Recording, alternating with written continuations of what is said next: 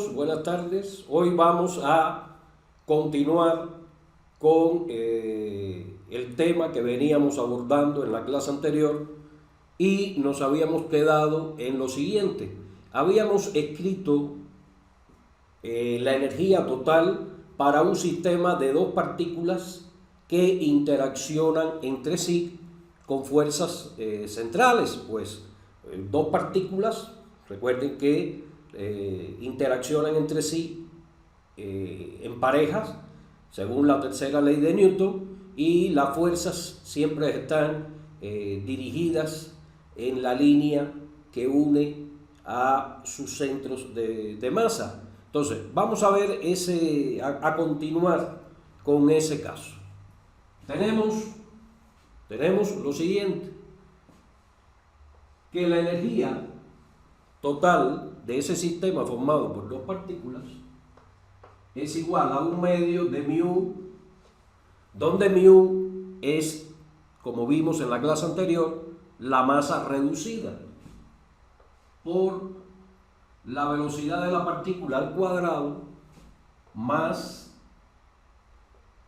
la energía potencial de interacción de ellas dos, que depende solamente de la distancia entre ambas partículas.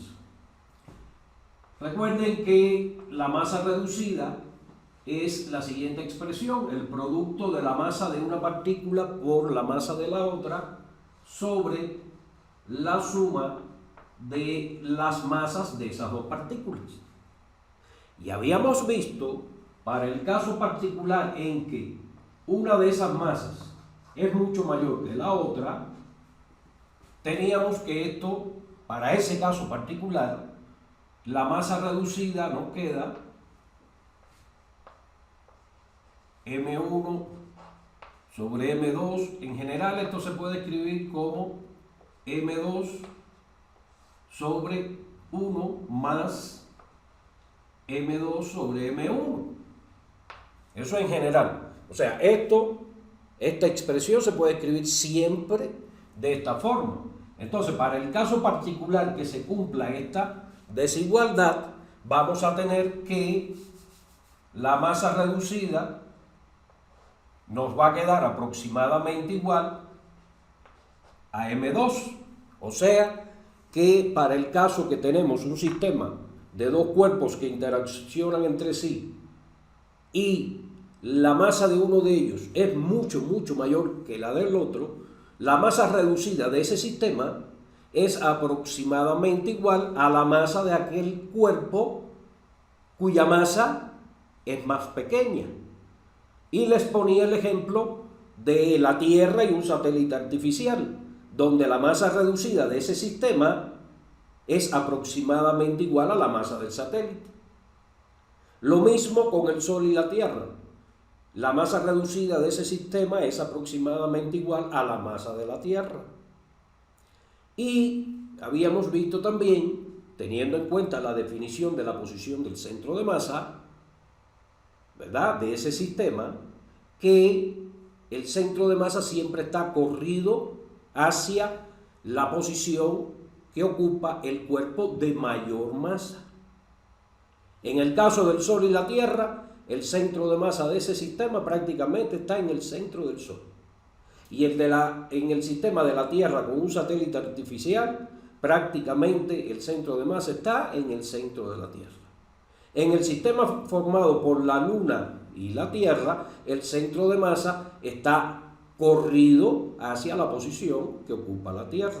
Entonces, aquí vamos a analizar el caso en que la masa es tanto, la masa de uno de los cuerpos es tanto más grande que la del otro, que vamos a considerar que el centro de masa de ese sistema está en el centro del cuerpo cuya masa es mayor.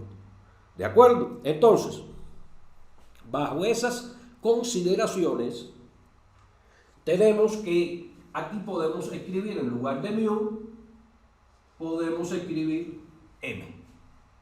Así de simple. Entonces vamos a borrar ya esto para tener espacio para escribir.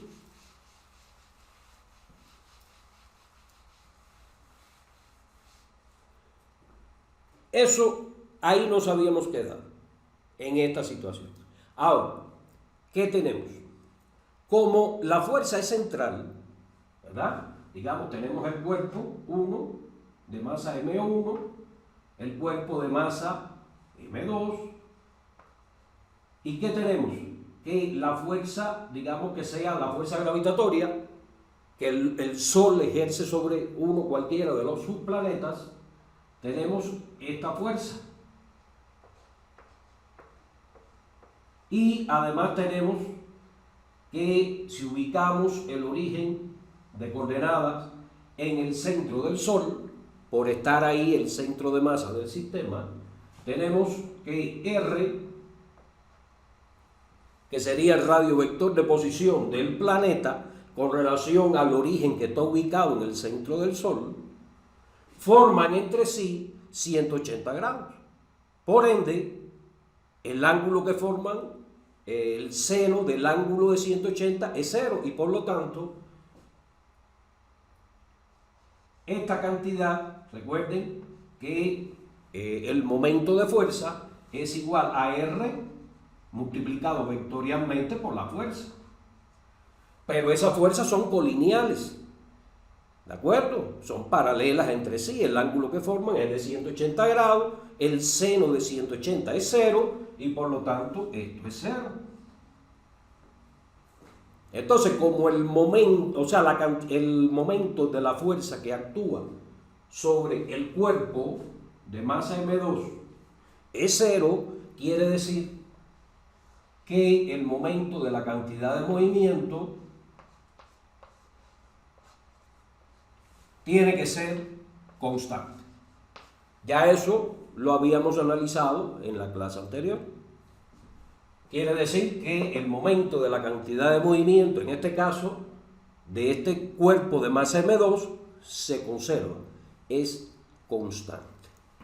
Aquí pusimos simplemente M, no pusimos M2 porque esto lo podemos hacer así, ponemos M pequeña y aquí ponemos, digamos, M grande, esta sería la masa del Sol, esta sería la masa de uno de sus planetas cualquiera. Entonces aquí ponemos simplemente M para evitarnos tener que escribir un subíndice. ¿De acuerdo? Entonces, ya vemos que esta cantidad se conserva. ¿Ok? Entonces, teniendo en cuenta eso, que la cantidad el momento de la cantidad de movimientos es constante, vamos a dar un paso más.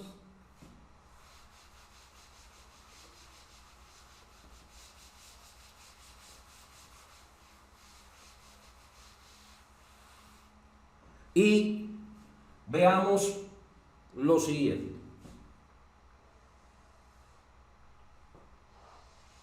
Imaginemos este cuerpo que sigue esta trayectoria. Este es el radiovector R, ¿de acuerdo? En un instante de tiempo dado, este es el radiovector R en un instante de tiempo posterior. Vamos a este es el ángulo que recorrió durante ese intervalo de tiempo que va desde t a t más delta t. Y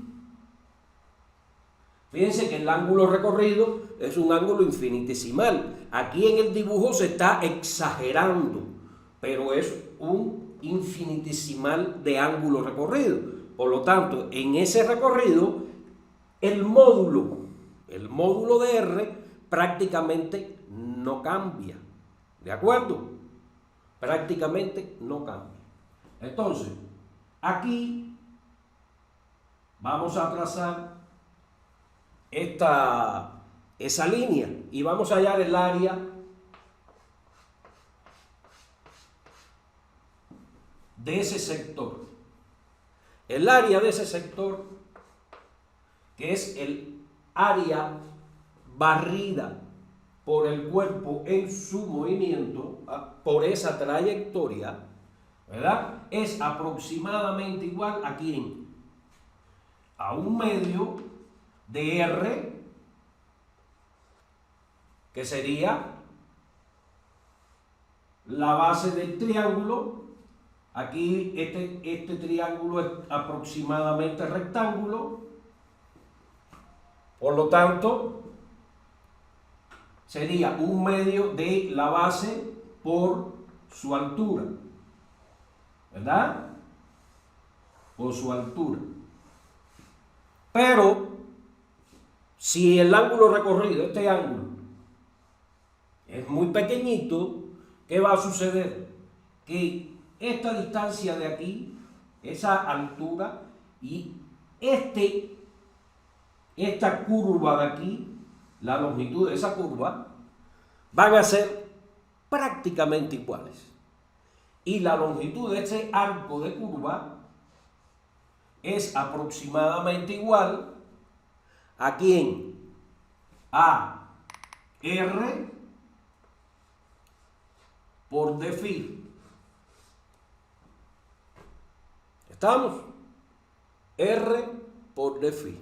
Es aproximadamente la longitud de este arco. Y la longitud de ese arco es aproximadamente igual a esta cantidad de aquí. Cuando esto es un infinitesimal, aquí obviamente se ve una diferencia muy grande porque se está exagerando las dimensiones del dibujo.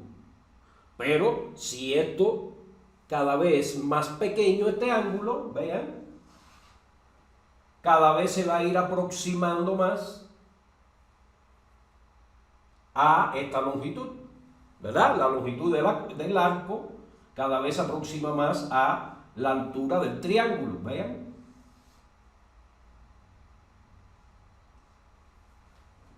Entonces, tenemos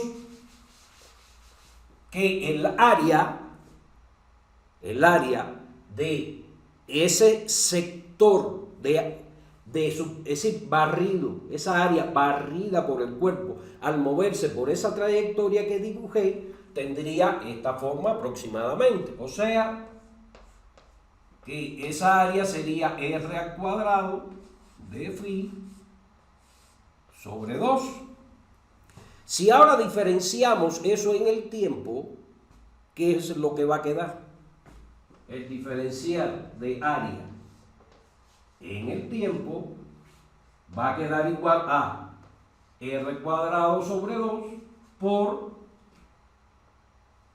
vamos a llamarle phi punto a la derivada en el tiempo de phi, que eso no es otra cosa que la velocidad angular, recordando lo que ya se vio anteriormente en cinemática. Entonces, pero vamos a ver quién es esto de acá. ¿Estamos? Vamos a ver quién es eso de ahí. Recuerden que L se conserva, es constante. ¿De aquí, de acuerdo? Pero L, ¿quién es? Es el producto de R por P. Eso se puede escribir como M R por V, teniendo en cuenta que P, que es la cantidad de movimiento, es igual a la masa por la velocidad del cuerpo. La masa es una constante escalar, sale para afuera del producto vectorial. Entonces, pero vamos a escribir esta velocidad en coordenadas polares. Tenemos lo siguiente. Vamos a escribir nuestro sistema de coordenadas, un sistema de coordenadas XY. Imaginen que el cuerpo está aquí, el cuerpo de masa M, que su velocidad es esta velocidad que está aquí. Y entonces, este es el radiovector R. Aquí tenemos, siguiendo la línea donde está R, o sea, el radiovector, y aquí tenemos una componente de la velocidad que sería la velocidad según el radio, una componente de la velocidad según el radio, y perpendicular a esa, formando un ángulo de 90 con relación a esta componente, vamos a tener otra componente que sería v sub phi, donde phi es este ángulo de acá. ¿De acuerdo? De manera tal que la velocidad v se puede escribir como la suma de esos dos vectores, o sea, de esas dos componentes de la velocidad. Y eso lo podemos colocar aquí. ¿Qué nos va a quedar? Nos va a quedar lo siguiente. Vamos a borrar esto, después lo reescribimos. Ya sabemos que el momento de la cantidad de movimiento es constante. Y vamos a escribir el momento de la cantidad de movimiento de esta manera: m, r, vector, y aquí vamos a poner esta suma. Donde va la velocidad vamos a poner la suma, o sea, la componente según el radio más la componente según phi. Ahora bien, ¿a quién es igual eso? Pues m, r por, vectorialmente, por v sub r más m por r multiplicado vectorialmente por v sub phi. Ahora, ¿esto a quién será igual? Noten que la componente de la velocidad según el radio vector y el radio vector forman entre sí un ángulo de 0 grados. Y el seno de 0 es 0. Por lo tanto, este producto vectorial es 0. Y ya podemos escribir que el módulo, fíjense, ya no le puse la indicación de que estoy hablando del vector momento de cantidad de movimiento. Voy a escribir el módulo de él. Ya veo que esto me quedó m, r por vectorial por la componente en phi. Pero r con relación a la componente en phi, vean el dibujo, forman entre sí 90 grados. Y el seno de 90 es 1. Por lo tanto, el módulo nos queda m módulo de r por el módulo de la componente de la velocidad según phi. ¿De acuerdo? Eso es lo que me va a quedar. Ahora bien, ¿quién es v sub r? El módulo de v sub r, simplemente la primera derivada del radio vector. ¿Y quién es el módulo de la velocidad en phi? Pues r multiplicado por la velocidad angular, o sea, por phi prima. Eso también lo conocemos de cinemática. Entonces, aquí tenemos que esto sería m r al cuadrado por phi prima. Ahora bien, vamos a borrar esto que tenemos.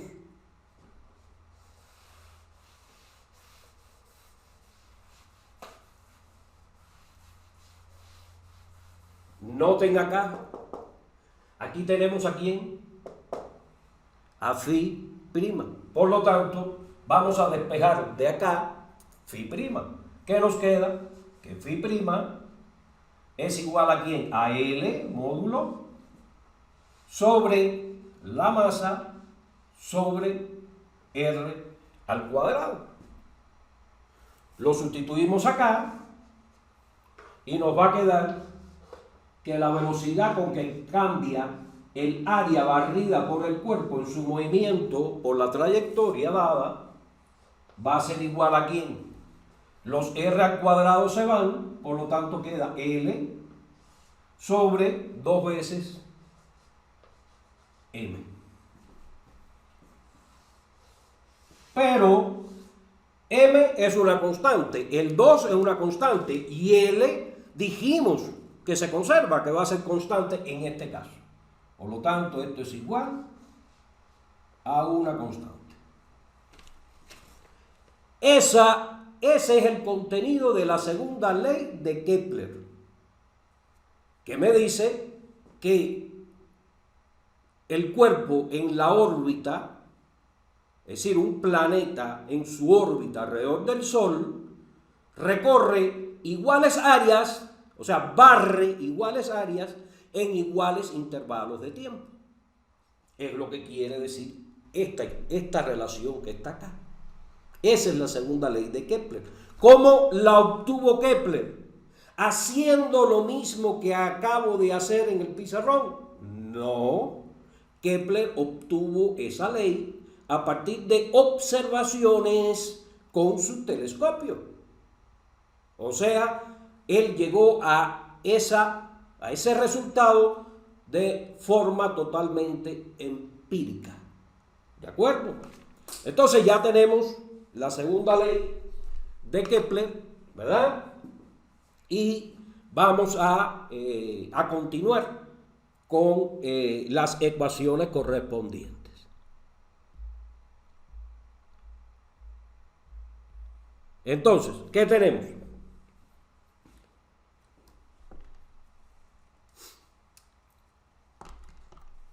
Vamos a borrar esto ya.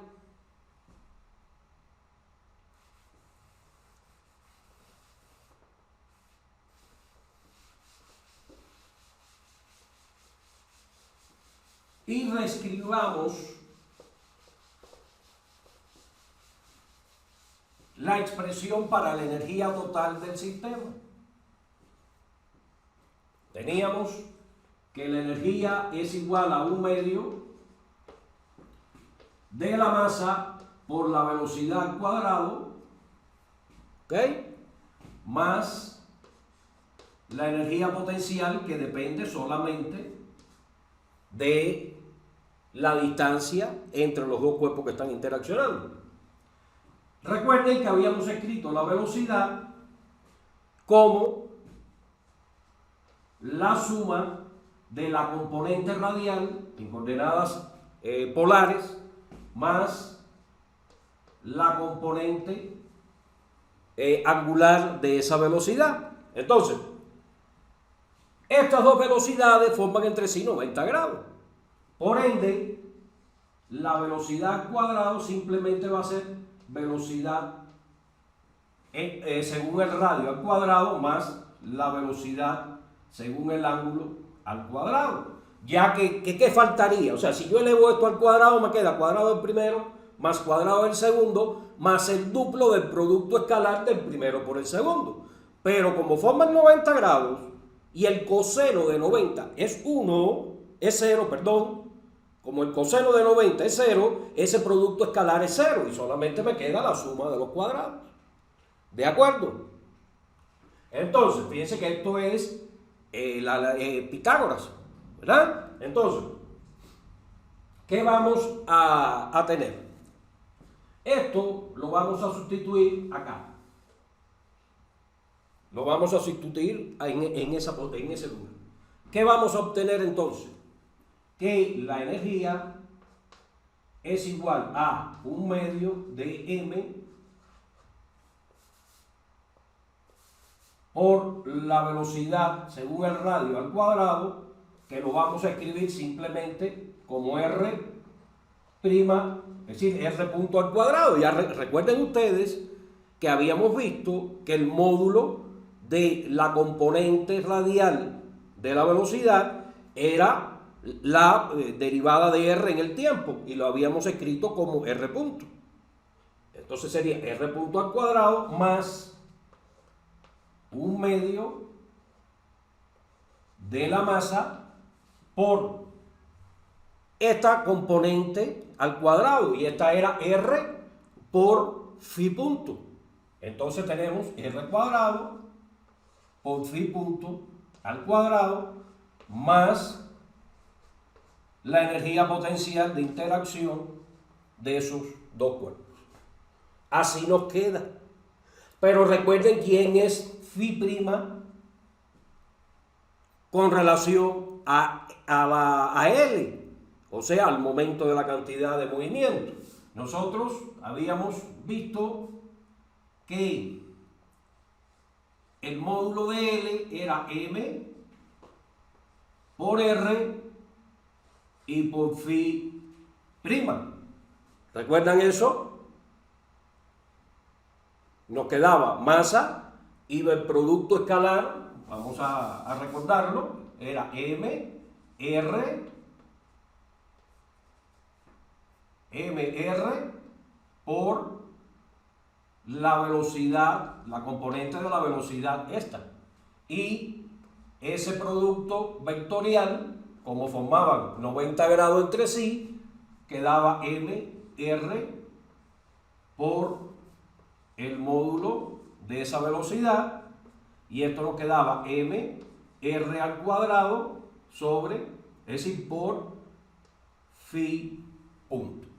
Bien, entonces, despejando de aquí, como hicimos la vez anterior, despejando el phi', ¿qué vamos a obtener? Phi'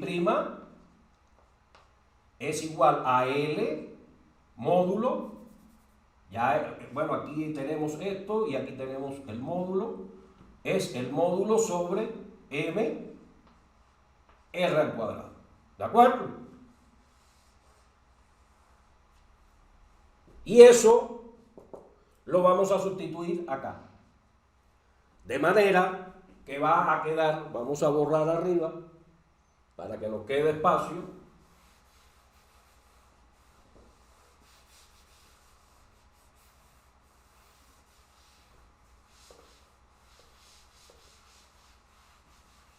Y vamos a escribir. La energía es igual a 1/2 de M R punto al cuadrado más 1/2 de M por R cuadrado por L. Escribamos ya directamente, sería L al cuadrado sobre M al cuadrado R a la cuarta más la energía potencial, y ya tenemos escrita la ley de conservación de la energía, es decir, la ley o sea, la expresión para la energía total de ese sistema. Y recuerden que esa energía es constante, ya que la fuerza de interacción que hay es de tipo conservativa. Por lo tanto, vamos a borrar aquí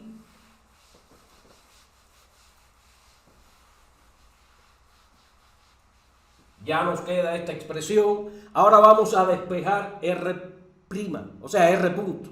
Vamos a despejar R punto. ¿Y qué nos queda?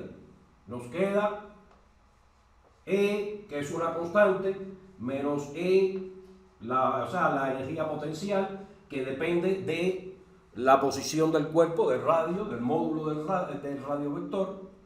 Todo eso es igual, o sea, pasé esto restando para acá. Voy a sacar factor común 1/2 de M y va a quedar R punto cuadrado más R, aquí se va este y aquí queda un 2. Por lo tanto, nos va a quedar L cuadrado sobre M cuadrado R cuadrado. Y ahora vamos a despejar R punto. ¿Qué nos quedaría? R punto es igual a más menos raíz cuadrada ¿de quién? De 2 sobre M, 2 y divido entre M, que multiplica a E menos la energía potencial en R, ¿verdad? Menos ¿quién? menos L cuadrado sobre M cuadrado R cuadrado. Y ya tenemos cómo depende la primera derivada, o sea, la velocidad, con relación a R. Todo esto de aquí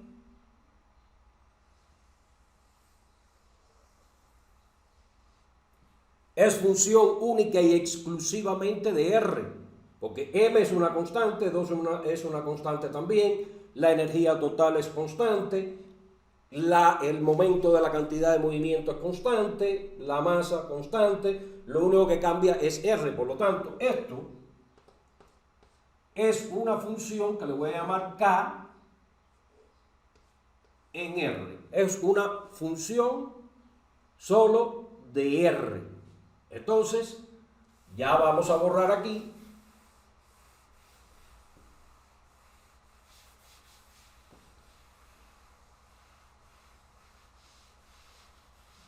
Y recuerden que esto es la primera derivada de R en el tiempo. O sea, R' es la primera derivada de R en el tiempo. Por lo tanto, aquí puedo aplicar el método de separación de variables para integrar esa ecuación.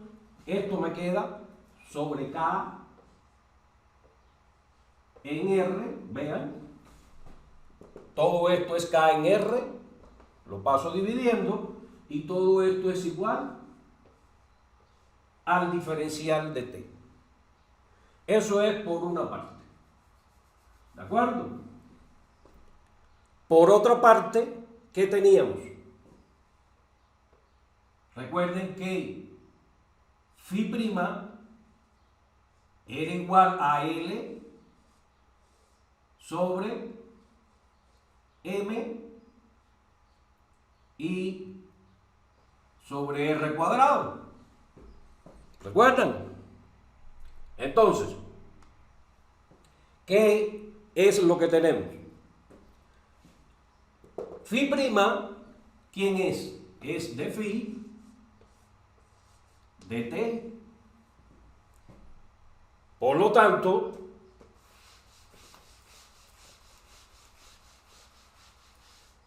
¿qué nos va a quedar? Que de phi va a ser igual a ¿quién? A L M R cuadrado de t. Y de t es esto que tenemos acá. Por tanto, ¿qué va a quedar? Que de phi es igual a ¿quién? A L sobre M R cuadrado y dr sobre K, que depende solo de R.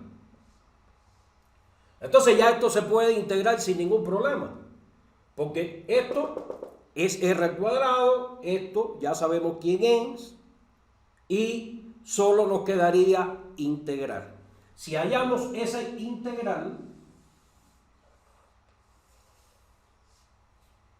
vamos a obtener cómo depende phi de R. ¿De acuerdo? Entonces eso nos va a dar ya la solución de esa ecuación, que es hallar la integral que ya ustedes saben hallar. Nos va a dar cómo se va a mover el cuerpo en dependencia de la energía. Ya yo resolví esa integral, no es objetivo de la clase o del curso que ustedes hallen esa integral. Yo solamente les voy a escribir el resultado de esa integración y nos queda que phi, o sea, nos va a quedar R, ya poniendo definitivo, que R es igual a P Eso es una P que no es la cantidad de movimiento más 1E, que tampoco es el número de Euler, por el coseno de phi. Ahora, ¿quién es P? Bueno, P simplemente va a ser la siguiente cantidad, L cuadrado sobre M por cierta constante alfa, y E va a ser la raíz cuadrada de 1 más 2 veces L cuadrado sobre M alfa al cuadrado por E. Esa E es la energía. Ahora, ¿quién es alfa? O sea, esto, P y E son estas cantidades que son las que aparecen aquí en esta fórmula. A P se le llama parámetro y a E se le llama la excentricidad. Bien, entonces, esto es la masa del cuerpo M, esto es el momento de la cantidad de movimiento que ya habíamos visto, esta E mayúscula es la energía total del sistema, que es una constante. ¿Y quién es alfa? Alfa también es una constante que vamos a ver ahora quién es.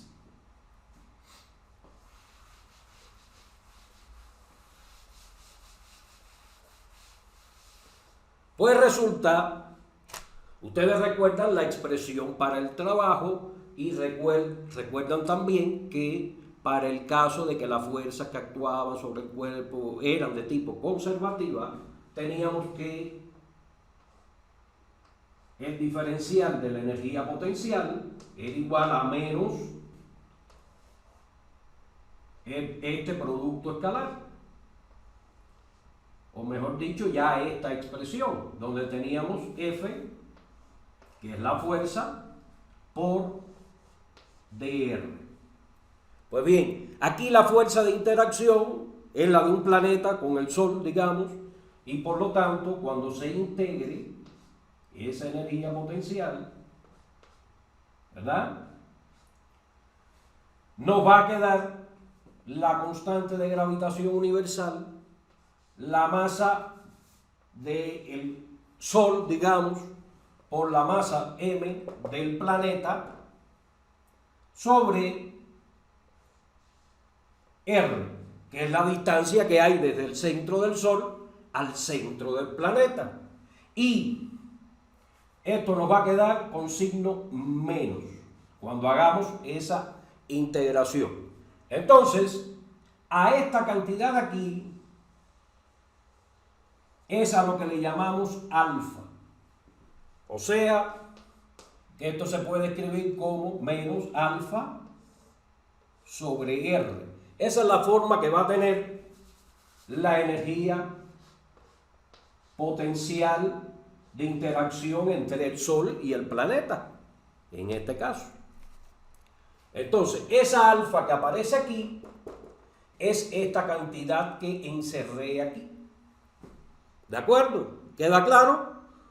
Y esto que tenemos acá me indica, ¿verdad?, qué tipo de sección cónica vamos a tener. Para eso, pues, se necesitan algunos conocimientos de lo que es geometría analítica.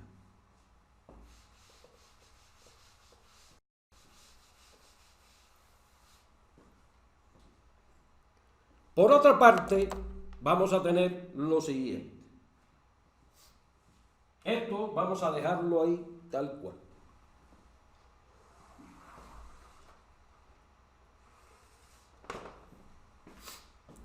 Porque esto es la ecuación que determina si lo que voy a tener es una parábola, si lo que voy a tener es una hipérbola, o voy a tener una este tipo de figura, que es la que siguen los planetas, ¿verdad? Que es una elipse. Esa es otra de las leyes de Kepler. Kepler determinó que todos los planetas orbitan alrededor del Sol siguiendo órbitas elípticas. ¿De acuerdo? Entonces, nosotros teníamos lo siguiente, que la energía total era 1/2 de la masa por R punto al cuadrado más lo que teníamos que era 1/2 de la masa por L cuadrado sobre M cuadrado R cuadrado. ¿Recuerdan? Más, en este caso, tenemos más, vamos a escribirlo así como energía potencial y ya, que depende de R, ¿verdad? Y todo eso es constante. Ahora bien, esto de aquí, vamos a separarlo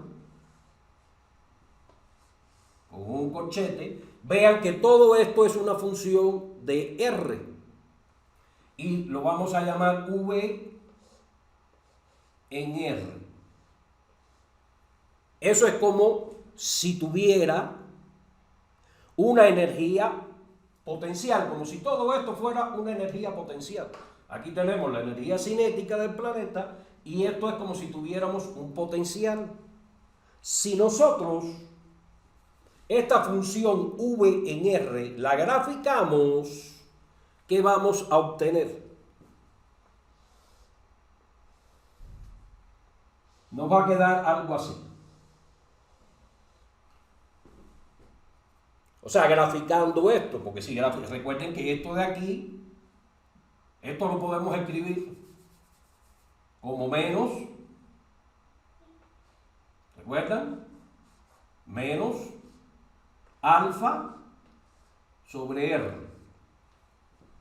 Si graficamos esta función, ¿de acuerdo?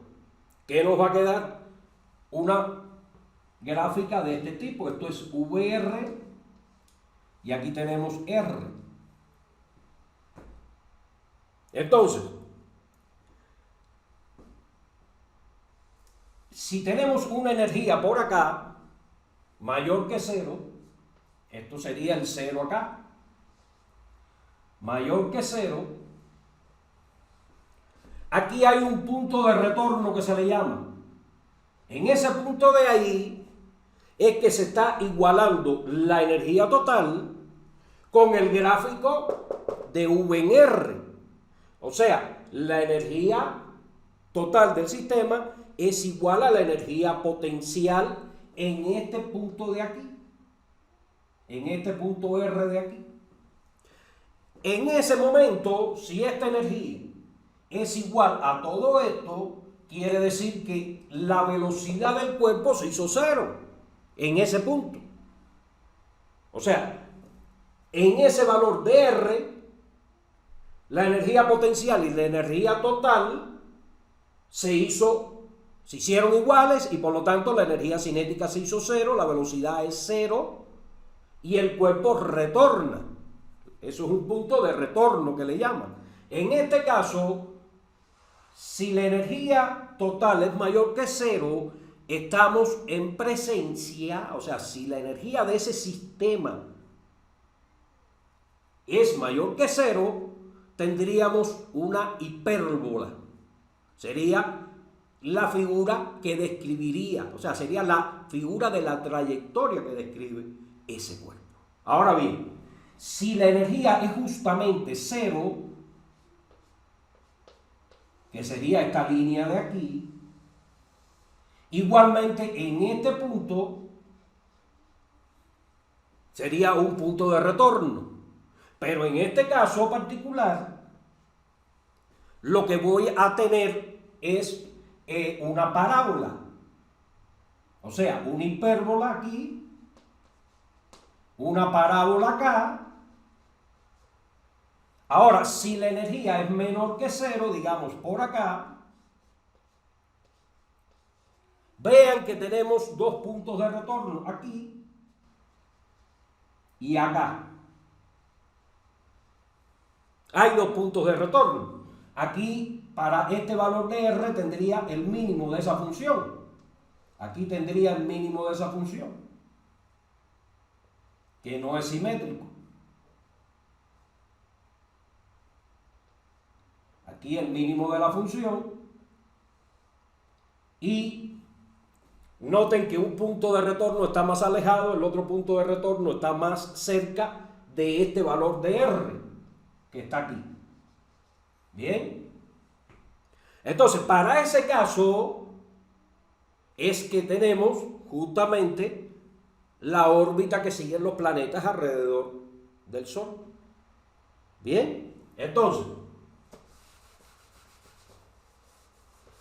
tenemos tres casos que dependen de la energía total que tenga el sistema. Si la energía es mayor que cero, ya sabemos que se va a describir una hipérbola. Si la energía es igual a cero, se va a describir una parábola. Y en caso de que la energía sea menor que cero, o sea, la energía total del sistema sea menor que cero, pues entonces vamos a tener justamente la trayectoria que siguen los planetas alrededor del Sol, o que seguiría un satélite artificial alrededor de la Tierra. Bien, o la que sigue la Luna alrededor de la Tierra. ¿Estamos de acuerdo?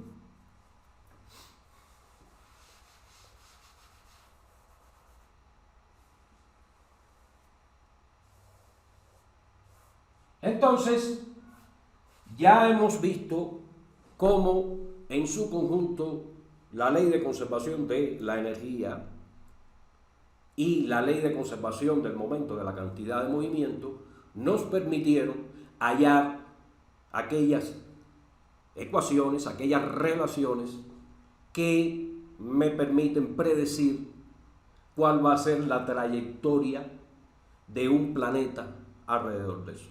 Entonces, con esto vamos a poner punto final al presente video, a esta clase. Como siempre, les agradezco infinitamente su presencia. Nos estaremos viendo en la siguiente clase. Por el momento, nos despedimos. Chao, bye, cuídense mucho.